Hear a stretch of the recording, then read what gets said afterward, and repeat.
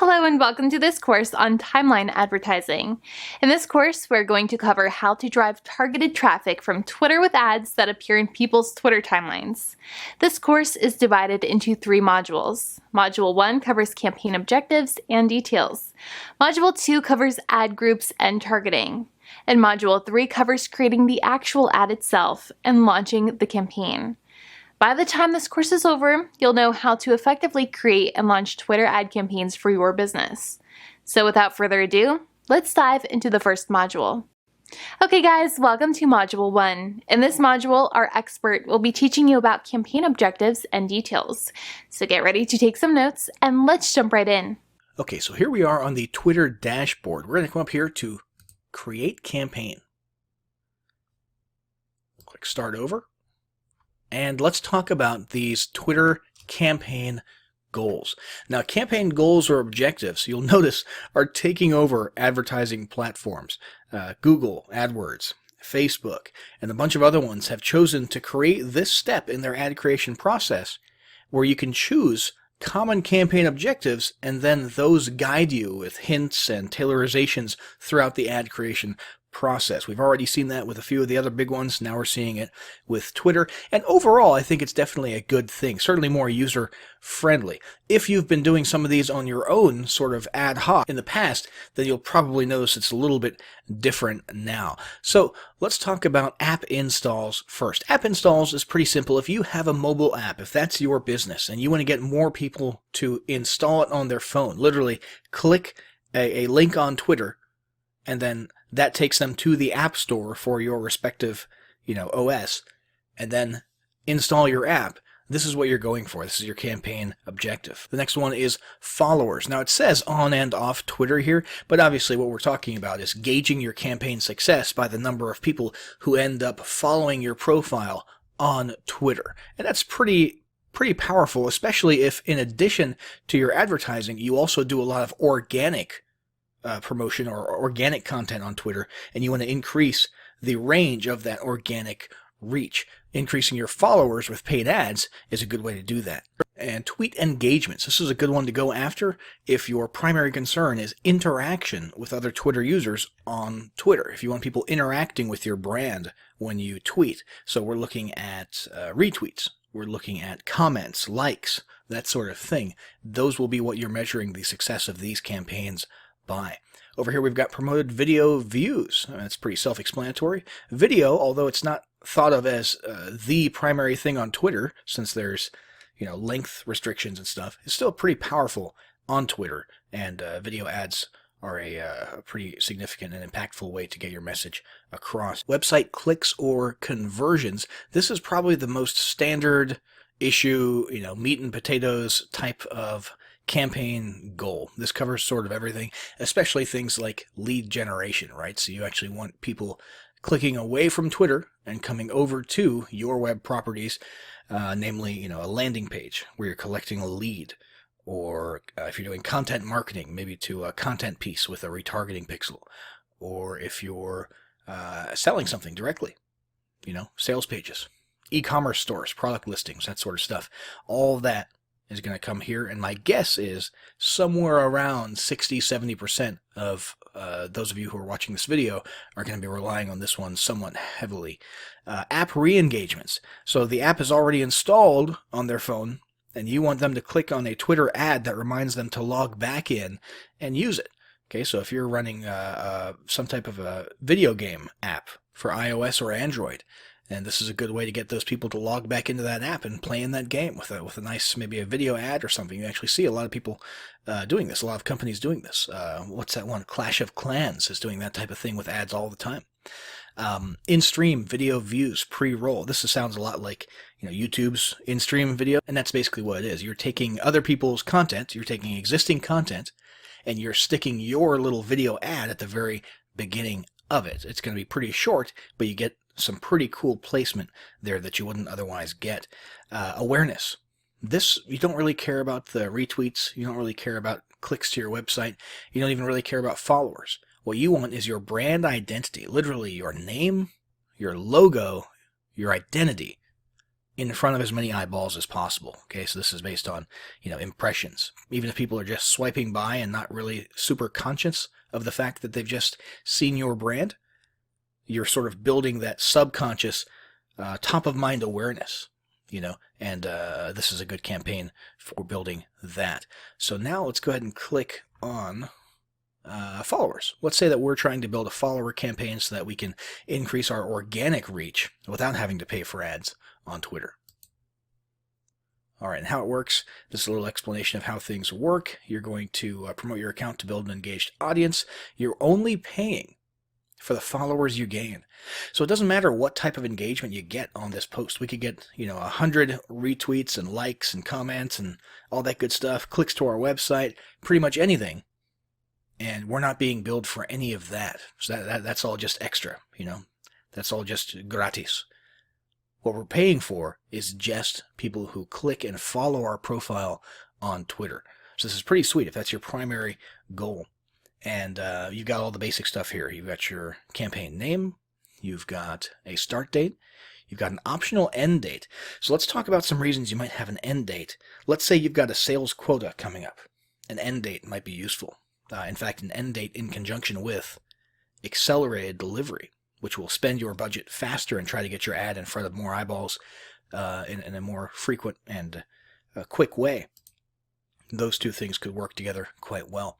If you've got a live event coming up, an actual physical live event that's happening on a specific day, well, obviously, that's got to end at some point, preferably a few days before the event. So that would be a good time to utilize an end date for your campaign, as well as accelerated delivery. A product launch where you've literally just got a 7-day window. That would make sense to have a start and an end date, and maybe even an accelerated delivery, okay? But most people are probably just going to let ads run evergreen, most brands on Twitter, because it's a part of their actual, day-to-day life, their day-to-day advertising. Then we've got, daily budget. And then we've got total budget, which is optional.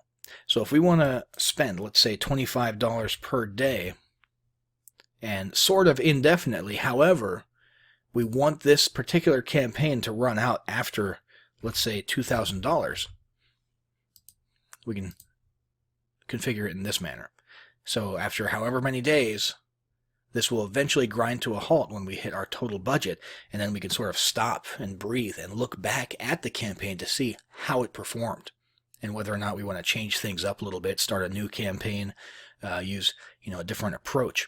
So that's pretty much it for campaign details. I'll set this back to standard. We're going to hit next up here, and that's going to bring us to the Add Groups page, and that's what we'll discuss in the next lesson. Hey folks, welcome to Module 2. In this module, our expert will be covering ad groups and targeting. So get ready to take some notes and let's jump right in. All right, so here we are on the ad group page. Now the first thing you'll notice is that some of these variables seem to conflict with the variables on the campaign creation page. However, this is overlap, okay? This is sort of compartmentalization. The idea is you can have multiple ad groups, and so why not compartmentalize and have one ad group with one angle that ends on a certain day, and then have the other one with a different angle take over on a certain day, all within the same campaign. Same thing goes for budget here. You can sort of narrow down and sub-allocate budget to a specific ad group within a campaign if you only want to spend X amount on one marketing angle, or one specific type of targeting or something along those lines, but still keep it within one overall sort of umbrella campaign. The next thing here is bid type. Now, by default, it's actually set to automatic bid. If you've done your homework, if you have a pretty solid understanding of the market value of bids for, the various types of engagements or clicks or objectives that you're going for, if you've done your homework, target cost can be something that you can incorporate into your campaign. However, if you haven't and you're new to Twitter ads, it's best if you just let Twitter and their algorithms handle this for you. Then we're going to hit next. This will bring us to our audience page. This is where the magic happens. So our audience page, the first option that you have is if you already have existing audiences, saved audiences. For example, let's say you've got retargeting pixels out there, and you've got Twitter maintaining a list of people who are interacting with your content on the web. you could actually incorporate these right here. We're not going to do that. Demographics. Ideally, before you run any ad campaign, you should have done some market research, or you should already know who your ideal customer avatar is based on all sorts of information. You would take that avatar and then you would use these variables here to match that as much as possible. So age, gender, where they're located, what type of technology they use, and generally speaking, if you haven't done that research, you should try to leave it a little bit broad, okay? So unless you know that your product is going to be more marketable to females, either because of common sense, if it's a female related product, or you've got market research specifically, that where you actually did the studying, you hit the books, and you found out that males are more likely to buy product X than females. Unless you've done that kind of stuff, you should leave this more or less broad. Down here you've got an odd collection of different things that you can specify. Locations, that's obviously pretty common. You can choose countries, you can narrow down to states, regions, that sort of thing, even zip codes. However, the rest of these are a little bit unusual. Operating system version is something that you can target by if you only want people using this or that operating system. Same thing for device models. That's pretty specific. Platforms that they're using. Languages, that's not super special. We see that type of thing all the time. And even carriers. They're mobile carriers. So depending on what you're marketing exactly, those might be relevant to you. Most people probably won't end up using these or narrowing down by these ones right here, though. Just language and location could come in handy for most of you. The next thing here is going to be the audience feature. This is where you get into sort of that Facebook style narrowing down of people by their interests, by their past behavior, that sort of thing. So we could, let's say just for grins, we're a piano company. We want to narrow down by people who might be interested in learning to play the piano. And so we're going to go into interests, and we're going to click on music and radio, and we're going to find classical down here, for example, and hit add. And boom, there you go. We just had approximately, what did it say? Music and radio. It'll give you an estimate on the right-hand side. 381,000 people who Twitter has positively identified as having shown evidence of being interested in classical music at some point in the past. Okay, so that's a pretty powerful way to target people. And as you can see, we've got a target summary or an audience summary right here on the right-hand side that changes as you shape and narrow your audience. Now, recommendations is an interesting one. Basically, Twitter will figure out what the most popular hashtags and usernames are based on the audience that you've selected, and then they will incorporate those usernames and hashtags into your marketing for even further targeting. Now, the problem with that for us is we set all of our demographics to super broad. So because we're so broad, I don't know that having Twitter's algorithms go out and find popular hashtags and usernames associated with this demographic is going to be of any use to us at all. So I'm going to leave that turned off, but it definitely sounds like something worth exploring depending on how narrow your audience becomes and how narrow your demographics get. Now, another new feature here is retargeting people who saw or engaged with past tweets. That is a huge, very, very powerful way to sort of spend your ad dollar on specifically people who are already familiar with your brand, so that you're not getting as much in the way of cold looks, but you're getting some warm audience as well. Once we've got our audience all set up and selected, we're going to hit next, and that's going to bring us to the actual ad creative, which is what we'll cover in the next lesson. All right, welcome to Module 3. In this module, our expert will teach you about creating the actual ad itself and launching the campaign. So get ready to take some notes, and let's jump right in. All right, so here we are on the actual ad creative page. Now, an ad in Twitter is a tweet. That's important to understand. And what you can do is reach back into past existing tweets and turn those into promotional tweets. Or you could just create one from scratch. Now, in our case, we've got one right here. And you can shuffle, by the way, by organic tweets that you've done in the past, scheduled tweets, and promoted-only tweets. Right now we have a scheduled tweet that happens to exist.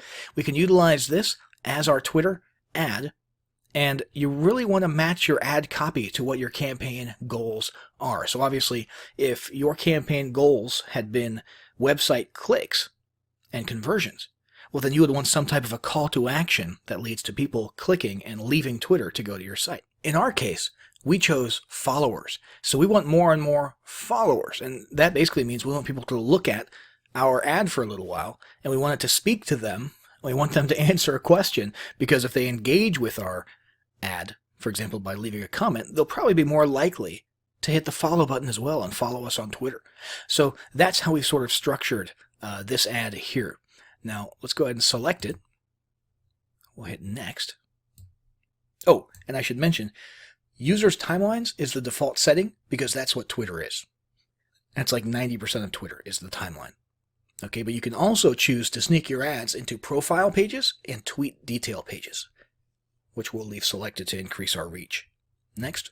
All right, so here we are. We can review the details of our campaign and ad group and our audience targeting one final time. We've got our date, we've got our budget, we've got our pacing, we've got our ad group, we've got our audience right here, we've got our placement that we chose, and right here is our actual ad, okay? So a compelling image that sort of pops out, plus a question. Our favorite song to play during piano lessons was such and such. What was yours? All right, so hopefully we'll actually get some comments, some answers, and people choosing to follow us on Twitter so we can increase our organic reach. And that is pretty much the only reason that we're running this ad. That's our campaign goal. We would hit launch campaign.